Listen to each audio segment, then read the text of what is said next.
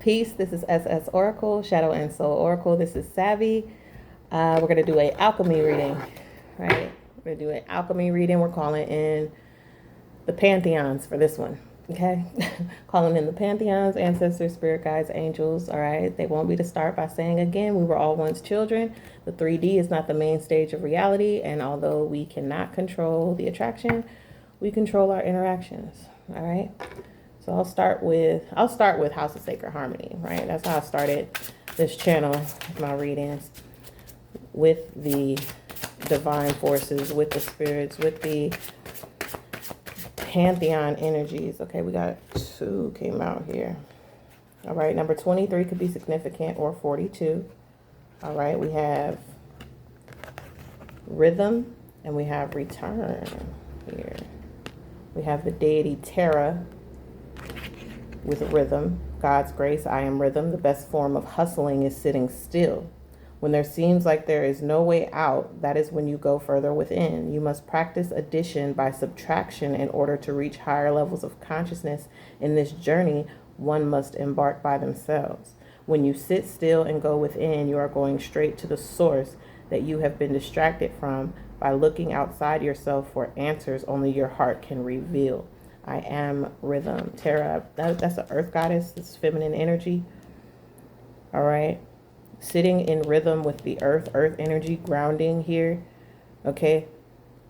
Binaural beats, binaural music here too. Like in the silent, this is talking about, what do you call it? That anxious kind of energy where it's like you feel like you always have something to do because you're conditioned to always be productive, right? This is part of healing masculine energy here.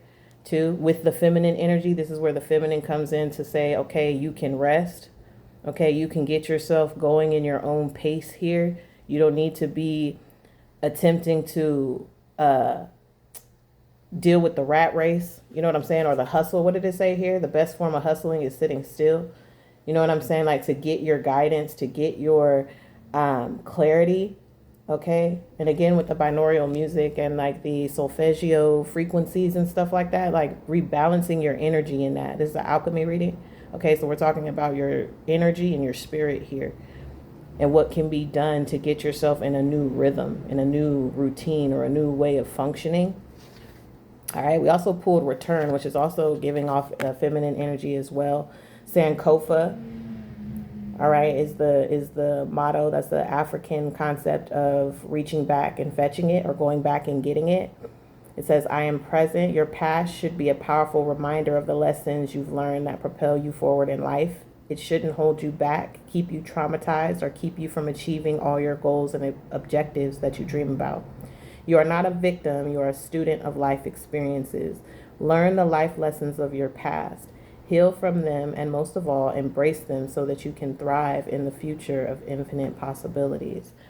Yeah, using your past. It's those stepping stones, right? Like we wouldn't be where you are in this exact moment if everything that happened to you didn't happen. And that can be difficult to accept, but it is the truth, right? You would not be here now if everything that's happened to you did not happen. So, harboring any regret or resentment has to be dealt with too, has to be addressed and released. All right.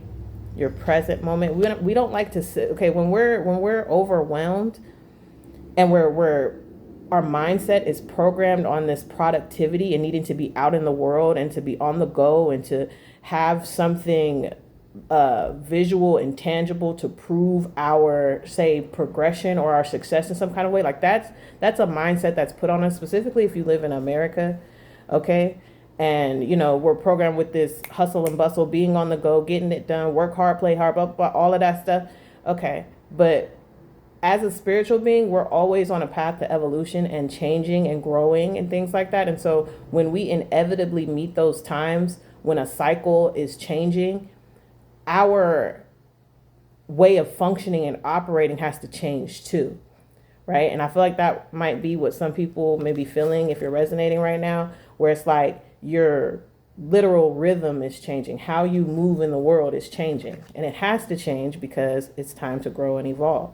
You know what I mean? I'm getting a return to like wonder, or a return to curiosity. Okay. In the times that you're still, being silent, meditating, you know what I mean? Return to being curious about things. How does this work? What does this mean?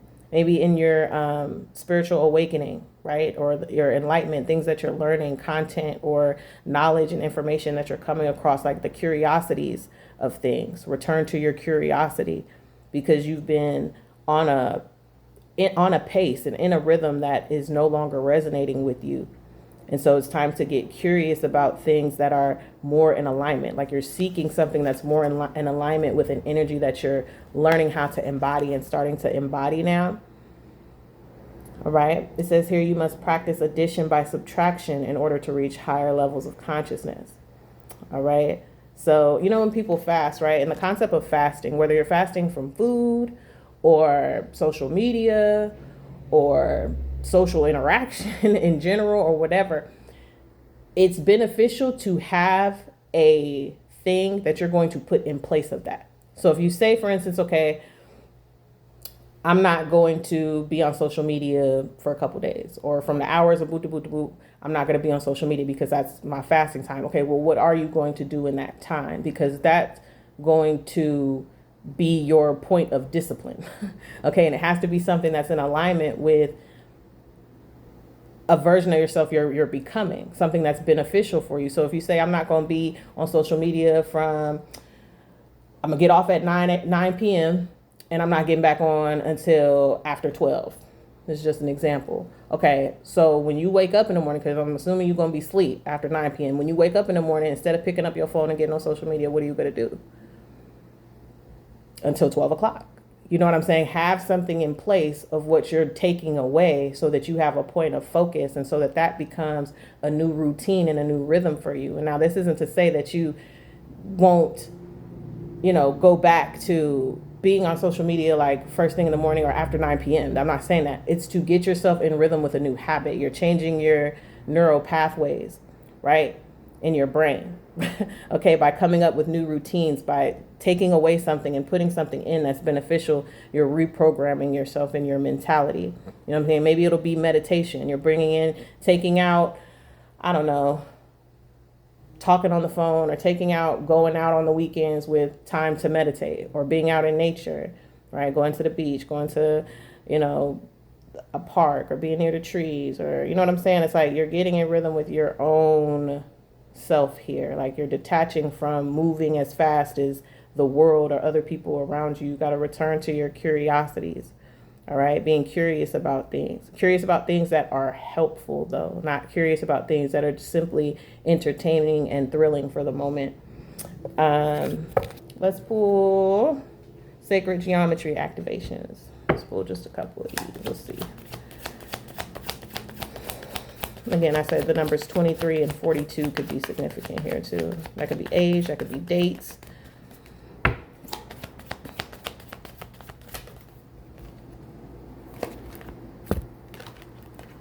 Solar plexus chakra, number 3.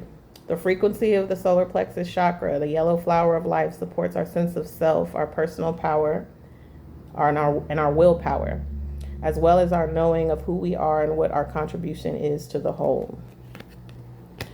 I can, I will, I do are the mantras for the solar plexus.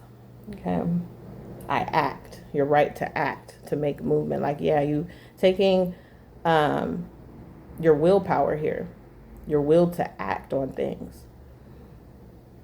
All right. Having the power to move in your own direction, having the power to, or act in the direction of your desires, or act in your own pace and in your own energy. Okay. Very confident here, confident energy, courage, creativity even. How did you naturally want to move? I'm getting to, like, maybe somewhere in the past, there was a certain way that you wanted to move out in the world, and it's time to return to that. I don't know if that's a hobby, an interest, a career. I don't know. But your will to move into something that better suits you, suits the vibration that you're moving into. All right. And what's helping and what can help is attuning to different sounds, like frequency sounds again, like because rhythm, music in itself. Okay. Music in itself. You know what I mean? For your energy, all those, 528 hertz and all that, you know what I'm saying? What is it? 432 hertz, like all of that stuff. Yeah. But it's like maybe music too. I'll show you. Maybe music, certain music that can spark or trigger some form of confidence or courage in you to move in the path of where you know is right for you, or moving in an energy that you know is right for you at a pace that's right for you, reactivating some aspect of your soul, right? Again, we talked about curiosity here a lot, like curious about, like, I don't know, like maybe you're curious about some type of passion. There's some type of passion that you've had. You know what I mean? There's some type of passion here. Some type of passion, some type of pursuit from the past that can serve as a motivation. You know what I'm saying? To getting you better acquainted and equipped and, acclimated to the energy that you're evolving into. Like there's a past self from your past that was in this energy I'm getting. Right? Let me say this. So chakras are basically kind of like levels of consciousness, right? From this life and our past lives as well. Like past lives, like, before we got here, like our ancestry. So our chakras make up levels of consciousness. And so as we live day to day, there are influences that come from certain areas of our chakras. So what I'm getting is like, maybe, what is that, age 14 to 21? Because the chakra development runs in 7-year cycles from the root to the crown, right? Where the root starts from age 0 to 7. The solar plexus starts from 14 to 21. So there's a level of consciousness that you had between that time where you felt really very much in your power. And I don't know what you were doing. Maybe it was some type of hobby or interest or pursuit that you had at that time where you were on fire. Like you were like, this is what I'm doing. This is how I'm moving. This is how I want to be. And that self is reactivating. That energy of that self that you had back in that past is reactivating for you to utilize now, if that makes sense. Okay? Like, so whatever that is, I'm not sure what it was, whatever you were tapping into between the ages of 14 and 21, where you felt like you was in your power and you felt like you could nobody stop you, and, you were moving at your own rhythm and things was working out for you, you need to tap into that self, tap into that consciousness. Okay? Tap into that consciousness, because that's reawakening, recycling within you so that you can now be on a different path again. Okay, that's how, that's generally, I feel, how cycles work. You know what I'm saying? Like we get activated by certain energies that were empowering in our lives at a time, and that pushes us into the new phases and experiences in our lives. This is why we do the shadow work, and we go into, say, past life regressions, or you get Akashic readings, or you know what I mean, because we get into certain aspects that may have been repressed and suppressed, but those things are still living within us. Those things are still active within us. It's still a part of our essence, right? Just as much as ancestors and spirit guides and angels are a part of our everyday, so are our past lives. Okay, and so we can activate and tap into our past lives by,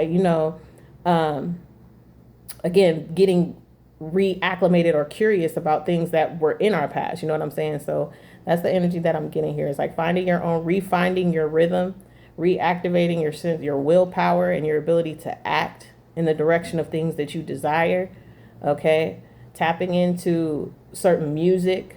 Okay. To rebalance yourself, to rebalance your energies here will set you right. Okay. Yeah, Ashe. Thank you, Spirit. If you've enjoyed this reading, please like, share, and subscribe. If you're interested in any of the services that I have to offer, please click the link. Peace.